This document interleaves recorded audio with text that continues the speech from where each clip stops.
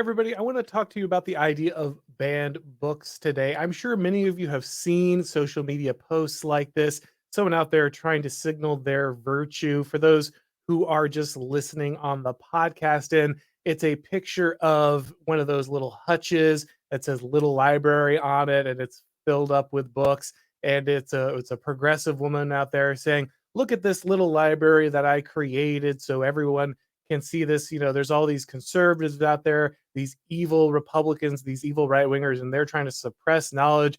They're trying to ban books. They're trying to burn books. They're trying to get rid of this stuff. But here I am out there in my neighborhood making a difference by creating this little library so everyone can come over and find these hidden bits of knowledge, these banned bits of knowledge. They can still have access to this wonderful learning. Now, of course, this is kind of ridiculous, right? These little libraries are always stuffed with the same kind of cliche books. Ooh, 1984, The Diary of Anne Frank. These are just groundbreaking books. It's a bunch of stuff like To Kill a Mockingbird, things that were required reading when I was in school. Now, I know that some of these books don't get required anymore, but it's not due to their content. It's just the fact that, well, kids don't really read much anymore. And they get replaced with even more progressive trash very often. But to be really clear, these are kind of the most benign books that have been required reading by the state itself, like by power, by the institutional education apparatus. That's the kind of thing that they're forcing people to read. So the idea that these are banned books is obviously kind of insane. But why are we here, right? That's the real question.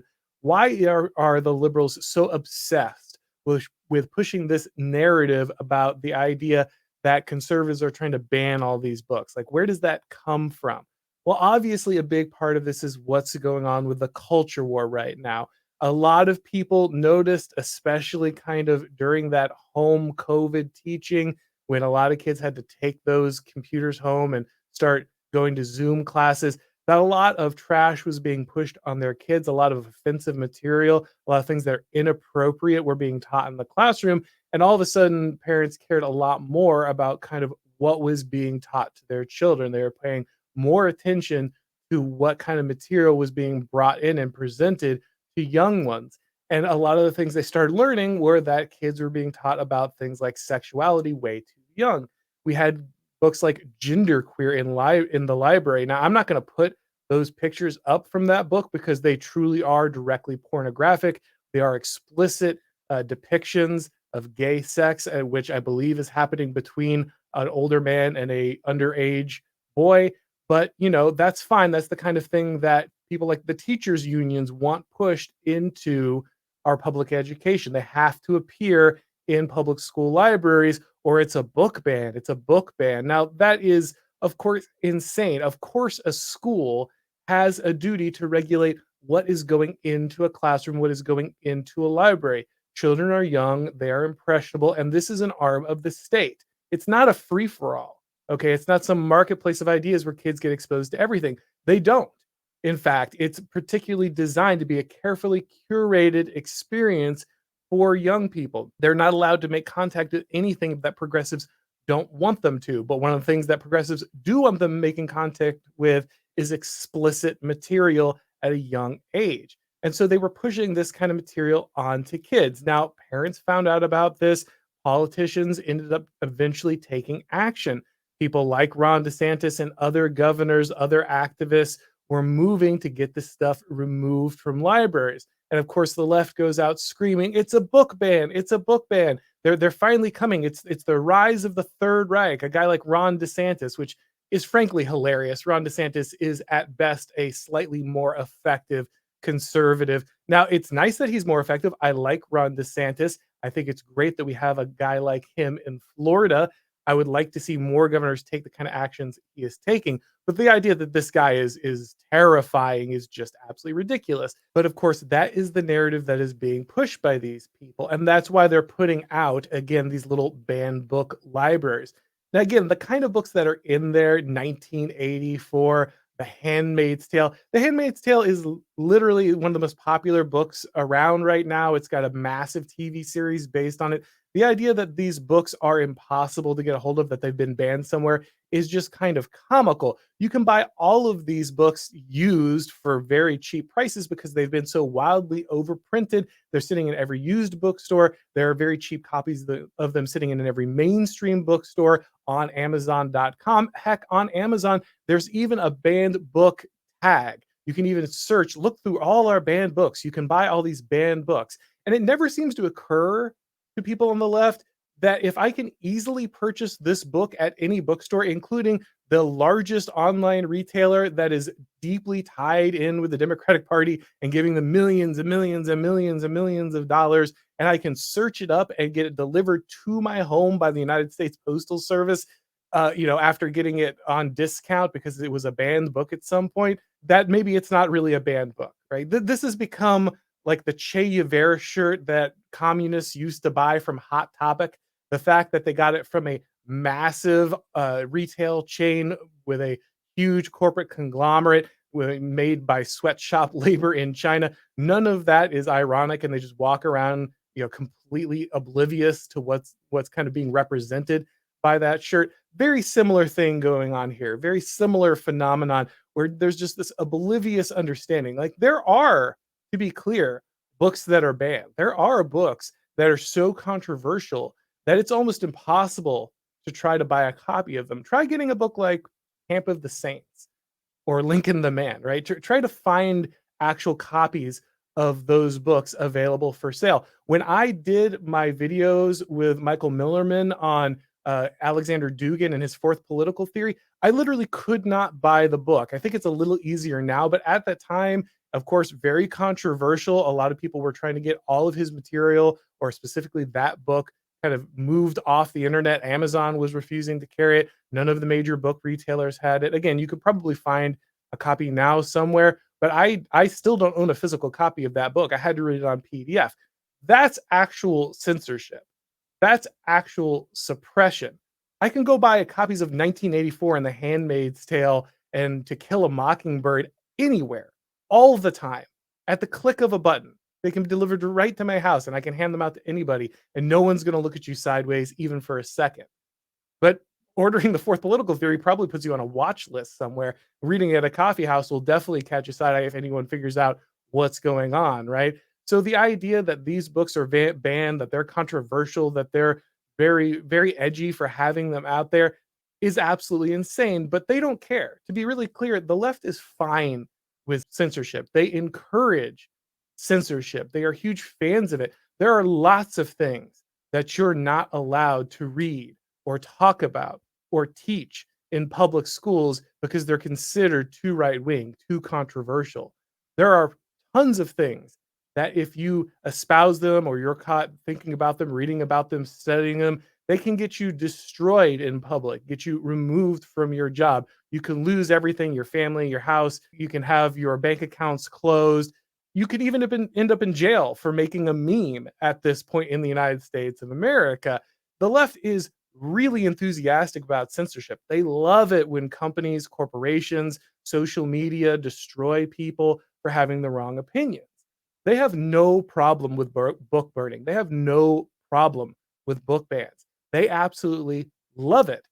They still, however, manage to maintain this narrative. So obviously, you want to take control of the frame, you want to take control of the debate, but you also want to take control of your health, which is why today I need to discuss a pressing issue with you, which is the FDA's attempt to control a powerful health supplement called NMN. This controversy surrounding NMN highlights how certain forces seek to manipulate the market and limit consumer access to beneficial products. And with the sale of NMN possibly coming to an abrupt halt at any time, it's crucial to act quickly. The reality is that centralized control over health products can lead to a lack of choice and innovation for consumers. The FDA's action to potentially reclassify NMN as a drug instead of a supplement only serves the interests of big pharmaceutical companies while leaving consumers out in the cold. The FDA is attempting to change the status of NMN supplements to be classified as a drug, which would allow pharmaceutical companies to control it.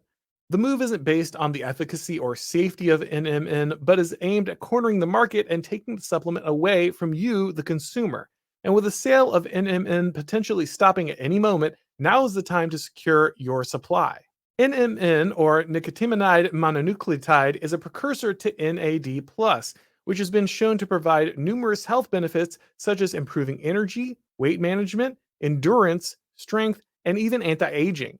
By potentially reclassifying NMN as a drug, the FDA is restricting access to a supplement that could significantly improve people's lives. Despite the controversy, you still have an opportunity to take advantage of Black Forest's NMN supplement. I just got this in, guys, and I'm looking forward to the boost in energy levels, mental clarity, and overall well being. Everybody says once you start taking this supplement, you'll wonder how you ever manage without it. With the sale of NMN potentially coming to an end due to the FDA's actions, now is the time to act. Black Forest NMN is available for purchase, and you can even get a 10% discount using the code Auron at blackforestsupplements.com/Auron. So stand up for your right to access beneficial health products and fight back against those who seek to limit your choices. Make sure to check out the link in the description below and use that promo code I just mentioned to get your discount. And the really amazing thing is when you have a book like 1984 in there, right? Because 1984, one of its core points is that the main character is changing history in real time, right? He's going through and he is changing history. He is changing the events and what's going on, and the people read them and they believe them instantaneously because they have no context. There's no concrete written record of the past that helps them to understand where they're at now. And so the government can completely change whatever's going on. They can completely manipulate the population at any moment because the written record is always in flux. Now, the left is actually doing this right now. There are plenty of books in the past that are getting phased out of things like libraries and school curriculums because, again, they're too controversial. And even things that are like anti slavery books, like Huck Finn, will be phased out because they have the wrong language in them, right? These things are constantly happening. Librarians are choosing to get rid of old books that might be offensive and bring in new progressive, swill that's coming off the printing presses.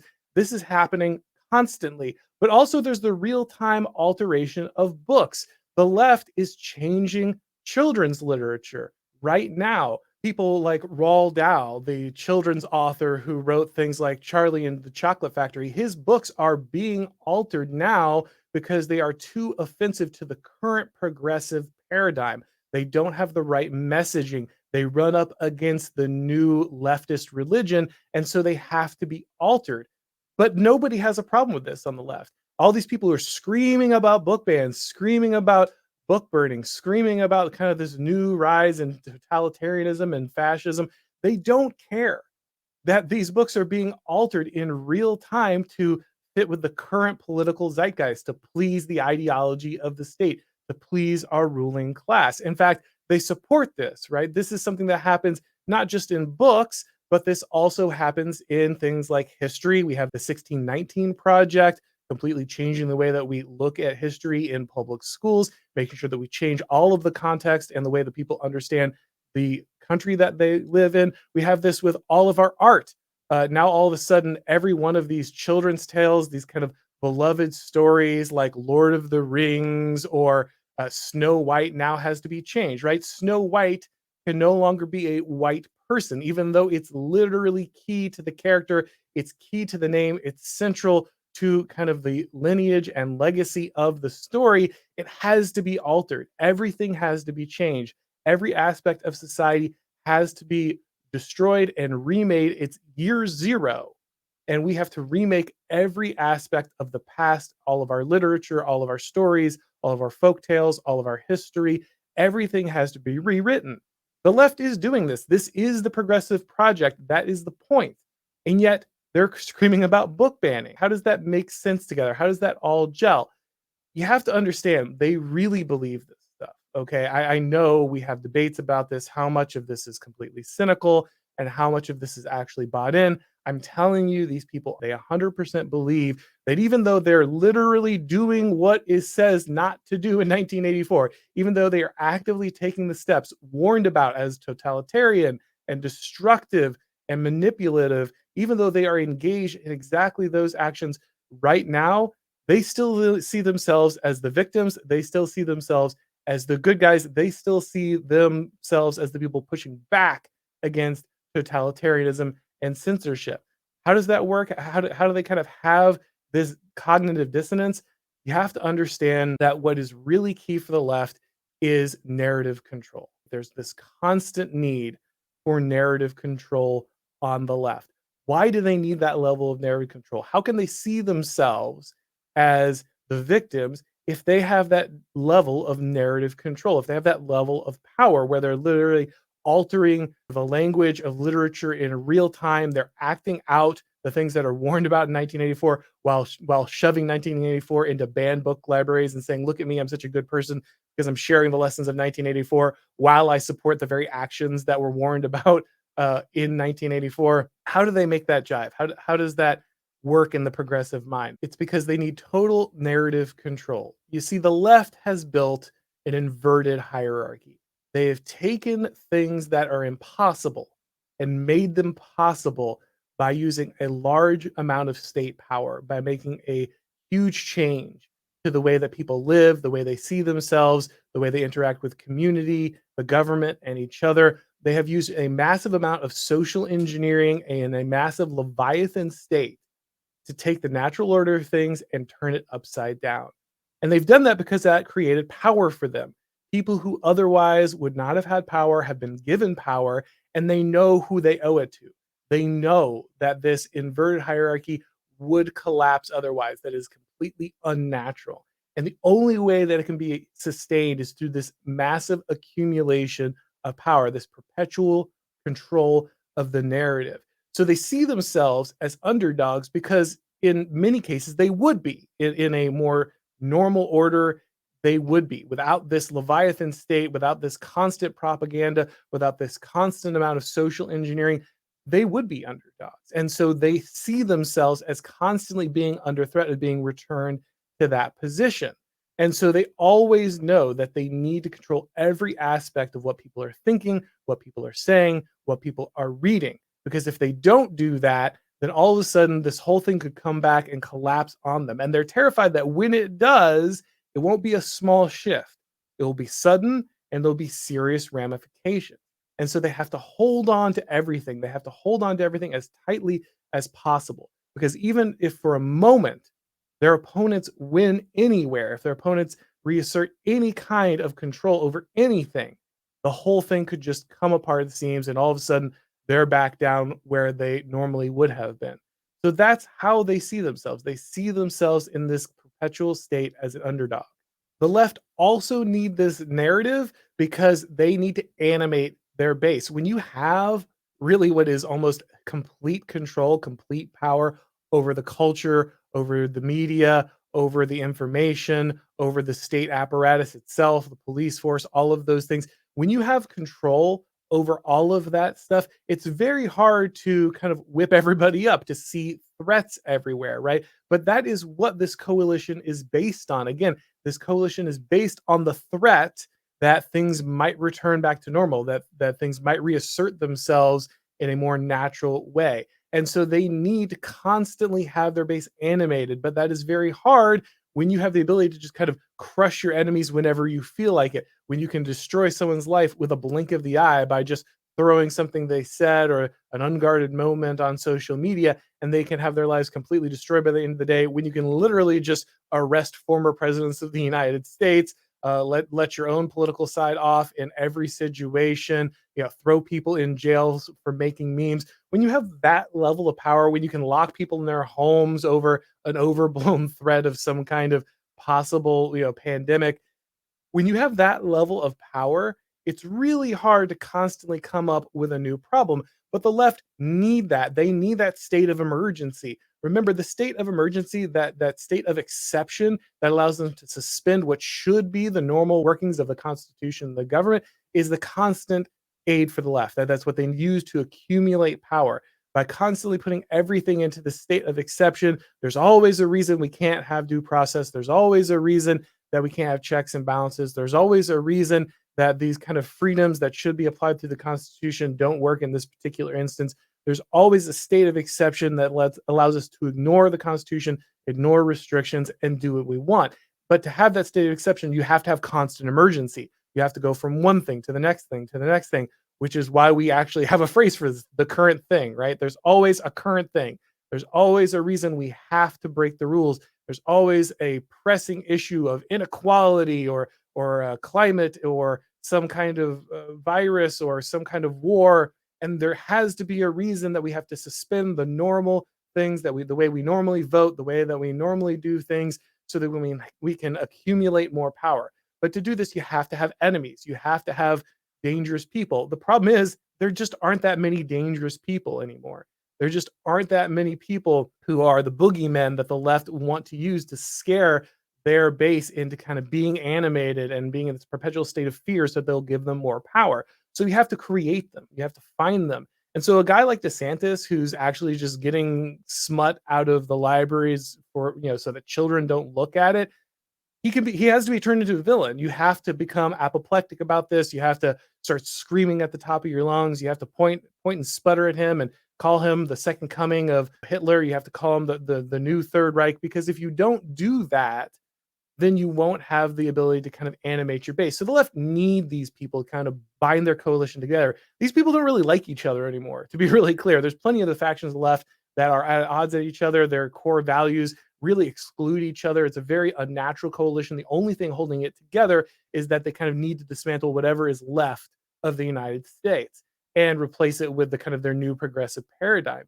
And so these people need villains like DeSantis. They need to bring out that idea of fascism rising and the banning of books and the burning of books. They need to summon that energy once again, because that's the state of exception that allows them to gain power. So understand that this is a thing that they need. They need these narratives, and they're going to exploit them whenever they come up. Now, I will say this. Some people, like Curtis Yarvin, have said, well, in that case, you just shouldn't do this stuff. You shouldn't do anything because it'll give the left fuel, it'll build this fire, and it allows them to kind of continue their political project because you're giving them the kind of enemy that they need.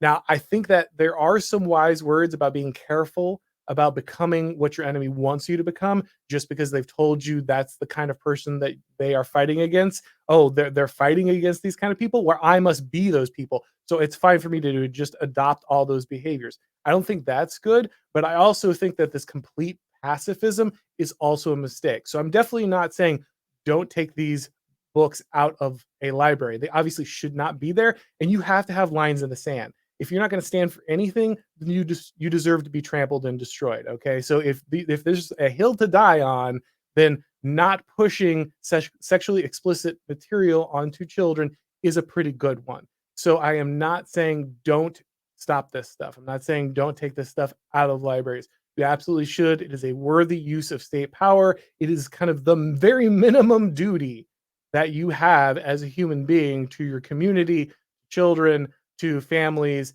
to just people, to common decency and morality. Obviously, you have this basic expectation and you need to do this, but just understand what they're doing. Be careful. Choose your battles appropriately. Do your best. They're going to blame you no matter what. They're going to call you this no matter what. So you can't be scared of it when it comes to doing the right thing. Sometimes you just have to do the right thing, and that's all there is to it. But understand and be prepared for how they're going to use that narrative. The left need to believe this. They need total narrative control to maintain their position, and so they will continue to be hyperbolic. They will continue to delude themselves that stuffing a bunch of books that you can buy off Amazon for discount is fighting back against censorship. They really do believe this stuff. They are true believers. It's not just cynicism. They really do believe that they are fighting back against something that if they don't kind of continually push their agenda, that something else will come back and kind of collapse the artificial world that they've made. And you know what? For once, they are right about that.